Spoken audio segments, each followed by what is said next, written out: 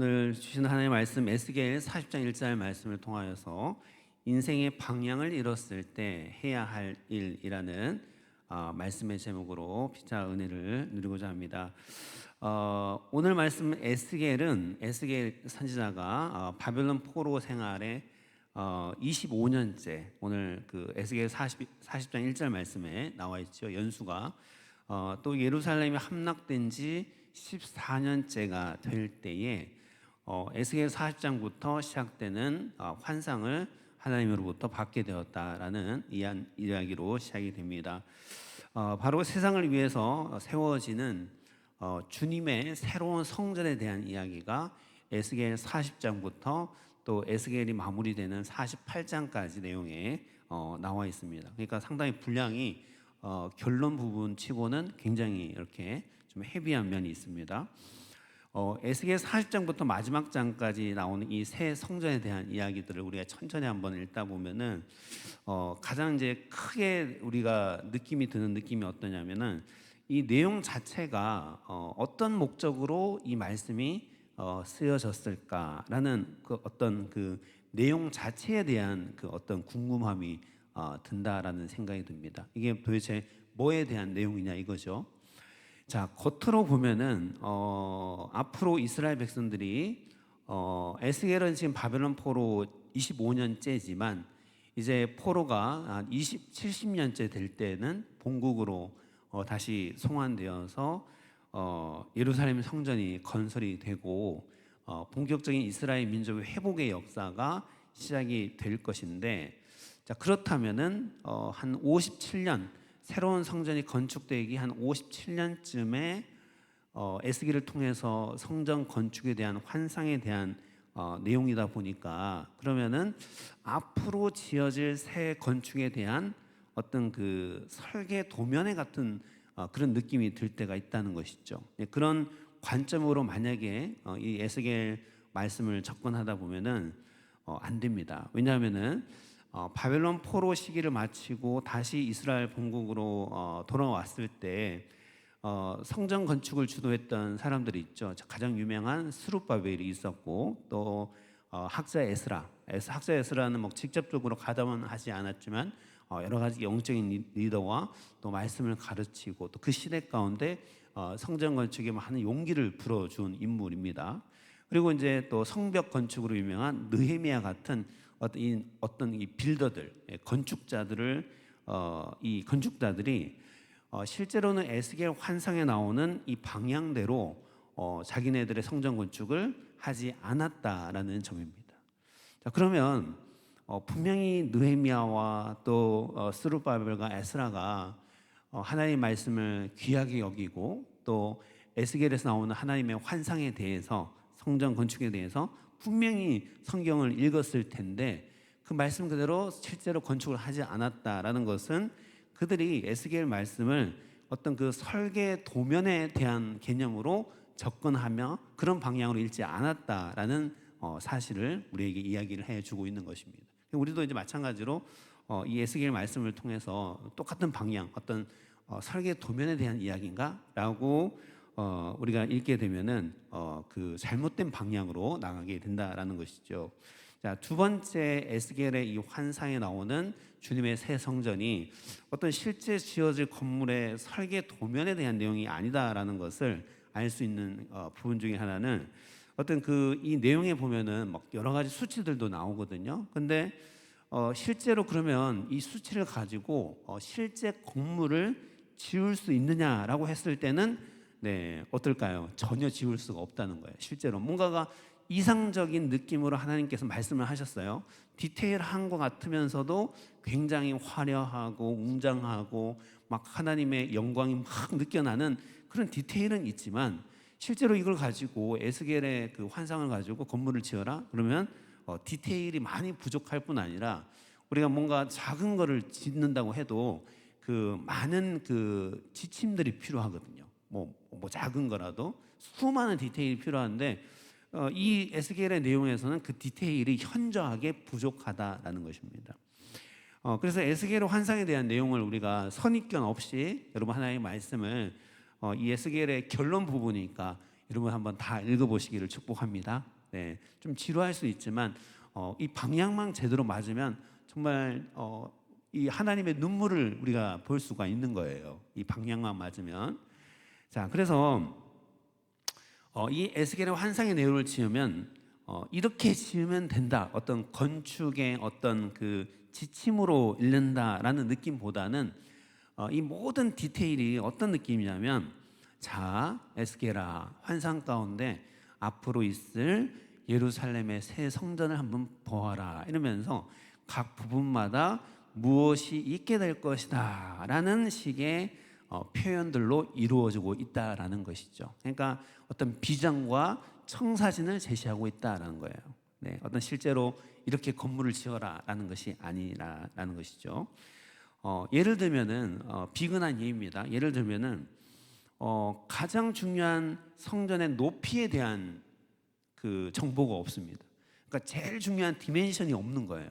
네, 그 성전 안에 뭐 벽의 두께와 또 어떤 물건들이 놓일 때 그 물건들의 높이, 넓이, 뭐 여러 가지 세세한 디테일이 다 있는데 정작 전체적인 디멘션이 뭐냐, 이게 건물이 도대체 어느 정도 커야 되냐에 대한 어떤 기본적인 디멘션이 전혀 제시되지 않았다라는 거예요. 그러니까 지을 수가 없겠죠. 또 중요한 것은 그 성전을 지을 때 어떤 재료로 지어야 되냐. 여러분, 건축에서 건축 자재가 얼마나 중요합니까? 그죠? 근데 재료에 대한 얘기도 전혀 없다라는 것이죠. 물론 모든 것이 실제로 성전이 건축되어질 때 스룹바벨이 건축한 그 건축과는 그 규격 자체가 전혀 맞지가 않았다라는 거예요. 그러니까 스룹바벨이 에스겔을 다른 시각으로 하나님의 말씀을 읽고 묵상하고 중요한 것은 하나님의 마음을 깨달았다는 거. 이 사실 하나님의 눈으로 이 에스겔 말씀 마지막 결론을 보게 되면 그 포로기 가운데 죄 가운데 희망 없는 백성들에게 구원을 가져다 주시고 또 완전히 피폐된 그 영적인 상태에서 이스라엘 백성들을 다시 일으켜 세운다는 그 하나님의 눈물, 그 눈물을 볼 수 있다는 거예요. 그러니까 이걸 제대로 읽으면 눈물 없이는 이 말씀을 읽지 못할 정도의 하나님의 사랑과 긍휼이 가득하다라는 것입니다. 에스겔 환상을 받을 때에는 주전 573년이었습니다. 그 후에 약 한 57년 후가 되겠죠.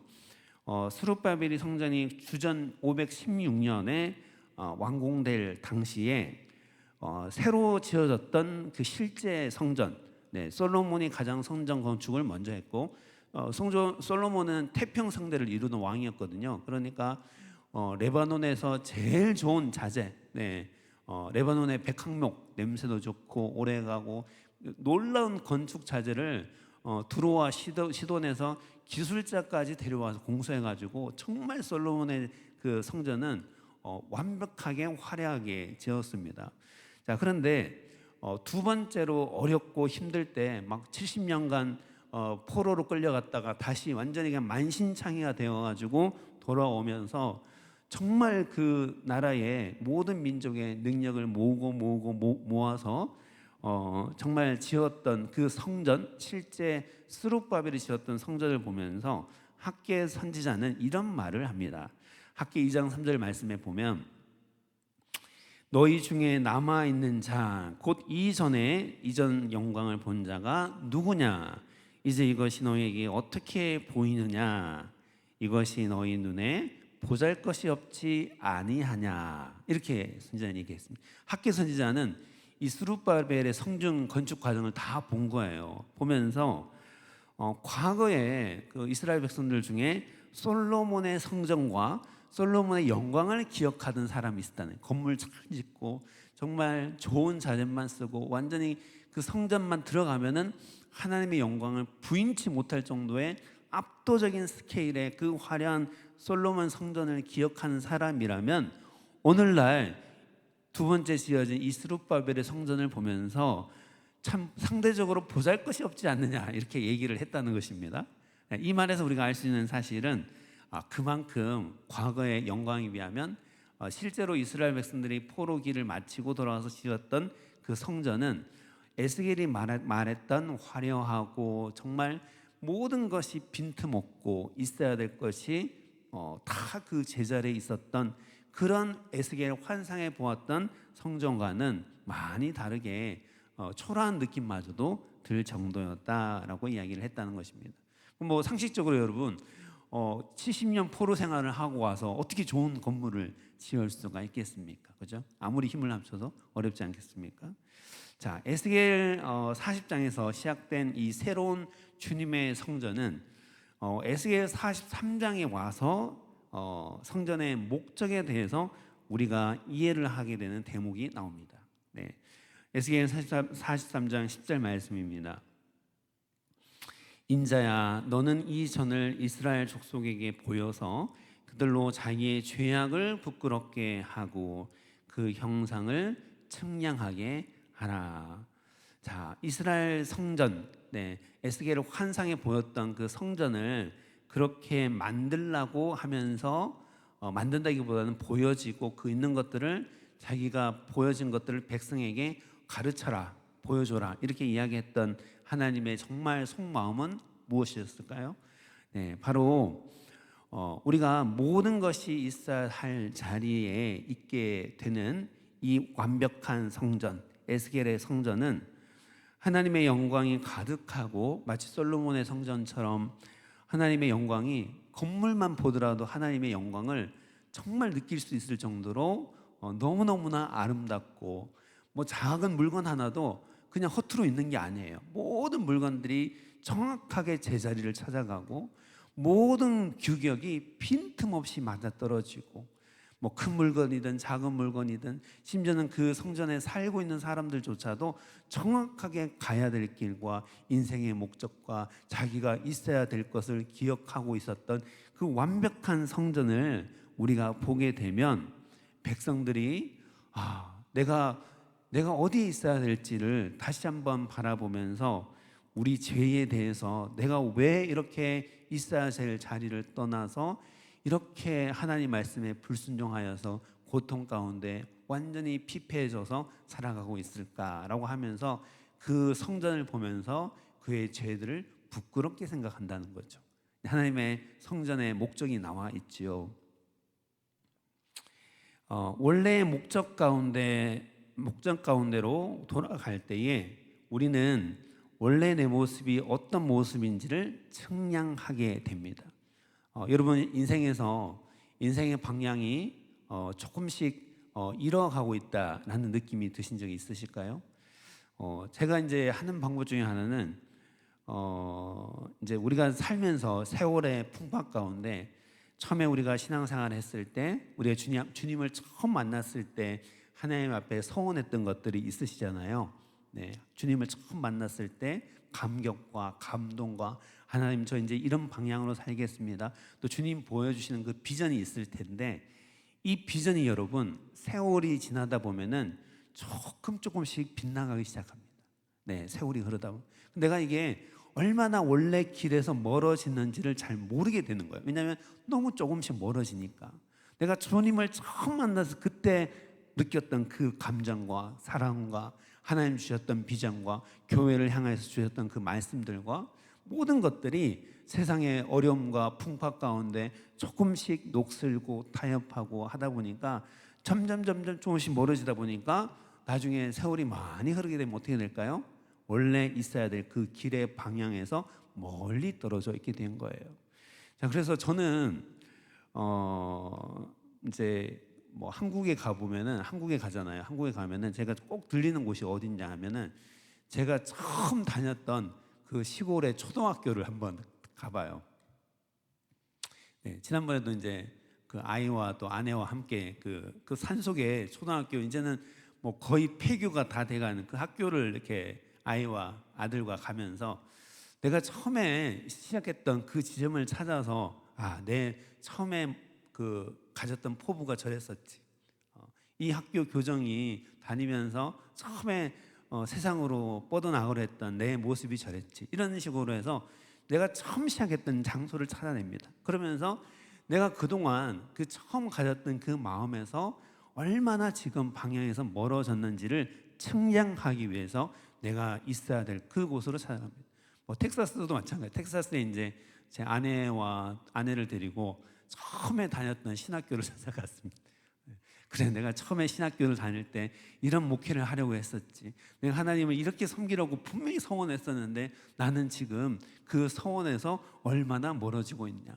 내가 모르는 것이거든요. 그 자리로 돌아가 봐야 비로소 얼마나 멀어졌는지 측량이 가능하다는 거예요.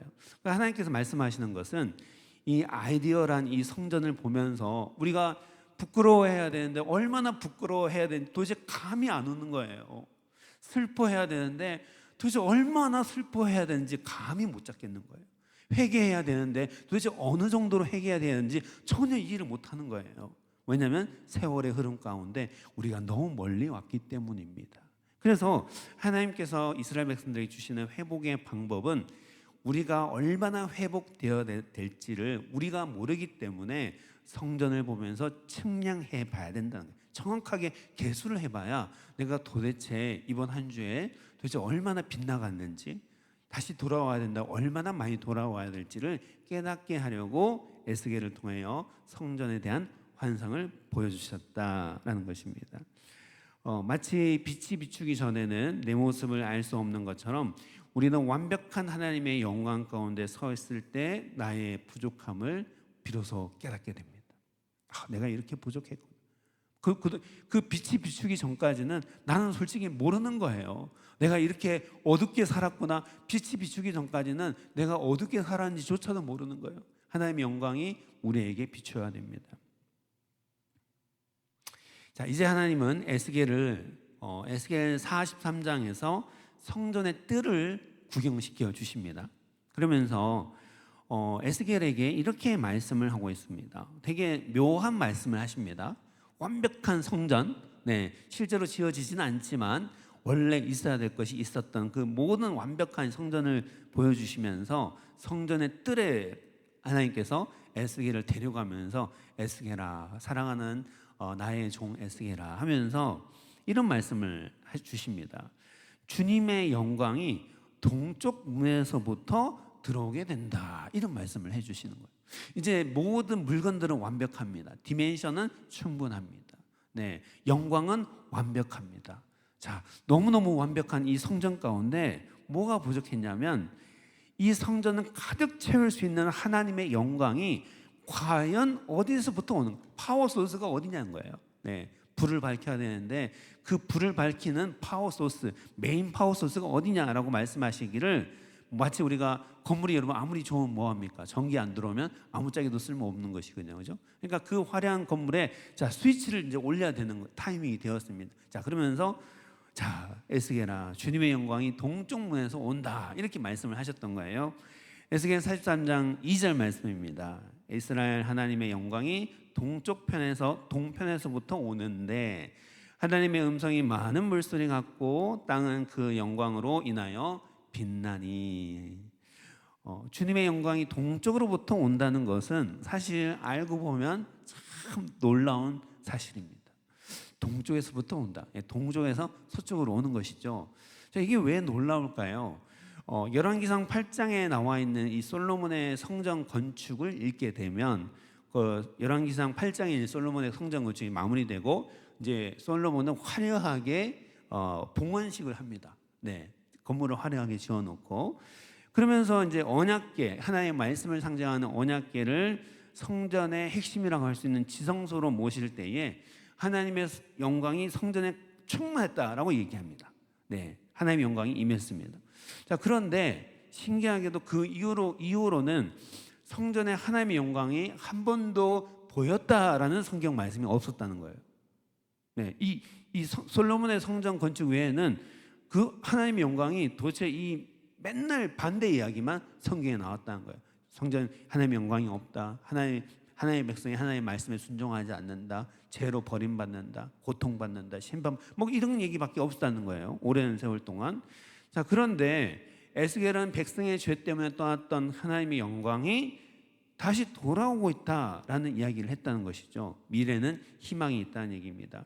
이 희망은 마태복음 21장에서 보여지게 됩니다. 예수님께서 감람산에서 나귀 새끼를 타고 예루살렘으로 들어가셨습니다. 그런데 예수님은 감람산은 어디에 있냐면요, 예루살렘에 비하면 동쪽에 있거든요. 네, 동쪽에 있습니다.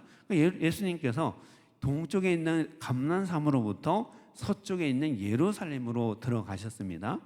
자, 사람들은 이때 다윗의 자손으로 오시는 호산나를 외쳤습니다.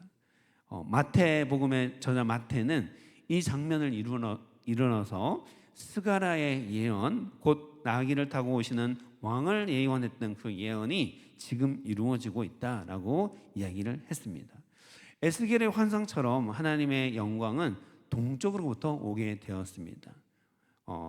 요한복음 1장 14절 말씀에 말씀이 육신이 되어 우리 가운데 거하심에 우리가 그 영광을 보니 아버지의 독생자의 영광이요 은혜와 진리가 충만하더라. 아멘. 우리의 희망은 오직 주님의 영광 가운데서 찾을 수 있는 줄 믿습니다. 그 영광은 이미 이 땅에 오셨고 우리와 함께 살으셨고 지금도 우리가 볼 수 있는 영광이 보여지게 되는 것입니다. 자, 예수님께서 우리의 영광스러운 성전이 되신 줄 믿습니다. 네. 에스겔이 봤던 그 놀라운 성전의 모습, 모든 것이 제자리에 있는 모든 성도들이 자기의 할 일을 묵묵하게 하고 있고 어떤 작은 물건 할 것 없이 모든 것이 치열하게 제자리에 있으면서 하나님의 영광을 찬양했던 그 아름다운 성전의 모습, 네, 그것이 바로 우리 예수 그리스도 안에서 이루어지고 있었던 것입니다. 여러분 얼마나 놀랍습니까? 죄 때문에 고통받고 버림받고 철저하게 상처받는 백성이 회복될 바로 그곳 어디입니까? 예수님입니다. 저와 여러분들이 신앙생활을 오래 하면서 분명히 원래 목적에서 벗어난 부분들이 있으셨을 것입니다. 우리는 그것들을 측량해야 됩니다. 내가 얼마나 벗어났을까? 내가 이 교회를 하려고 했을 때 그때 분명히 하나님 앞에 무릎 꿇고 했던 얘기가 있는데 나는 얼마나 멀리 돌아왔을까? 내가 나의 가정에서, 나의 자녀에서, 나의 인생에서 분명히 하나님의 말씀대로 산다고 했는데 나는 얼마나 비껴나와 있을까? 너무너무 조금씩 멀어지다 보니까 우리가 그것을 측량하지 못하게 된 것입니다. 우리 사랑하는 성도님 여러분, 우리가 예수님을 처음 만났을 때 그때로 돌아가시길 축복합니다. 그때로 가야 됩니다. 그때로 가지 않으면 내가 얼마나 멀리 왔는지를 알 수가 없는 것이죠. 그래야 올바른 인생의 방향으로 갈 수 있습니다. 예수님이라는 원점 다시 출발할 수 있는 사랑하는 우리 성도님 되시기를 주님께서 축복합니다.